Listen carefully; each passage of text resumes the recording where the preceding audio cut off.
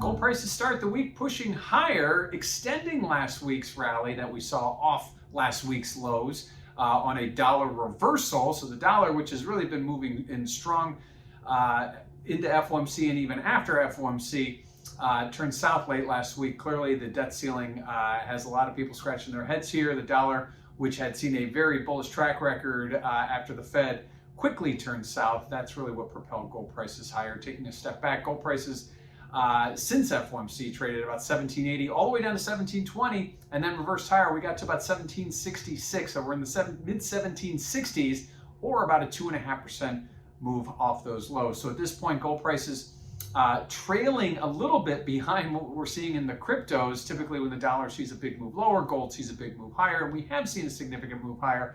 But when you look at what cryptos have done since FOMC, Bitcoin is up about 25%. So again, some of that allure being taken away by the cryptos, which used to be held on to by gold. Gold higher nonetheless, just not seeing those remarkable type of extensions that we're seeing over in crypto world.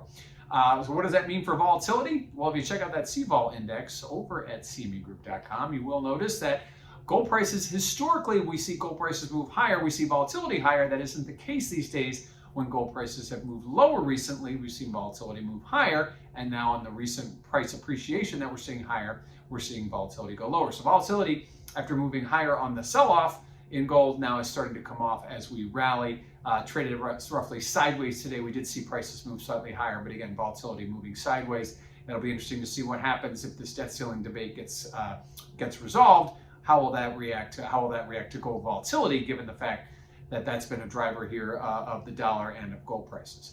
Lastly, let's look at positioning. What are the speculators doing? Well, I'll give you three guesses, but you really only need one. Both before and after FOMC, we saw speculators exiting their long positions with both hands. Now, after FOMC, we did see that big sell-off in gold, but last week we saw a reversal, so it'll be interesting to see if gold speculators are getting back into their longs. They typically are early in, early out type of traders. Sort of a canary in the coal mine, so to speak. So it'll be interesting to see what that positioning looks like when we get that number on Friday from the CFTC. So gold opening the week higher, not quite getting back to where we started this sell-off at 1780, but higher nonetheless, about 2.5% higher from last week's lows as the dollar heads south.